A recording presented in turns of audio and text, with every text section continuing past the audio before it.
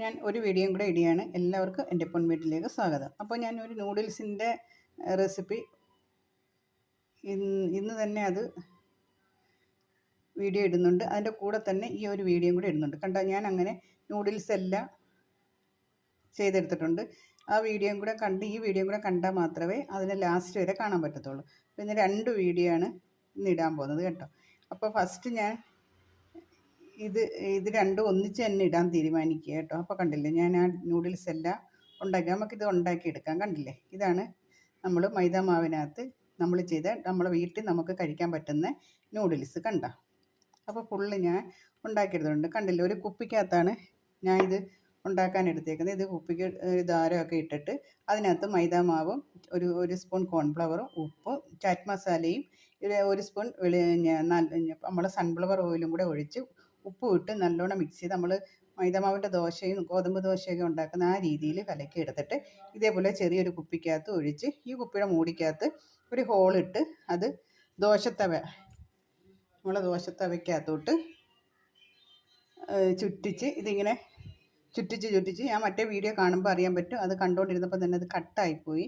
അതുകൊണ്ടാണ് ഈ ഒരു വീഡിയോയും കൂടെ ഞാൻ ഇടുന്നത്.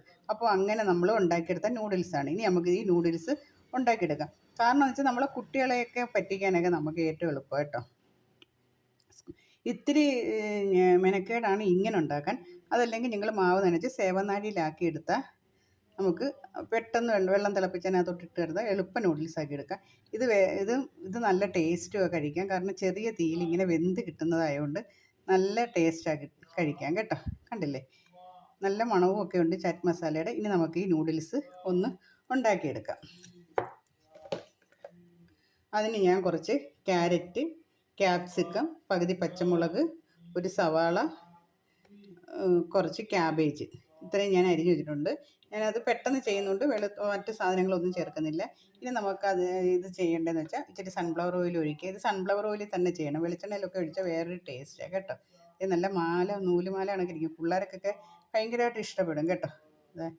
ഇങ്ങനെ കഴിക്കാം, പിള്ളേർക്ക് കഴിക്കുന്ന രീതിയിൽ തന്നെ കഴിച്ചുകൊണ്ടിരിക്കാം കേട്ടോ. മുറിഞ്ഞൊന്നും പോകത്തില്ല. അപ്പോൾ നമുക്ക് ഇത്തിരി എണ്ണ ഒഴിച്ച്, അപ്പോൾ നമ്മൾ പച്ചക്കറിയെല്ലാം ഇട്ട് അതിനകത്ത് ശകലം ഉപ്പും ഇട്ടിട്ടുണ്ട്.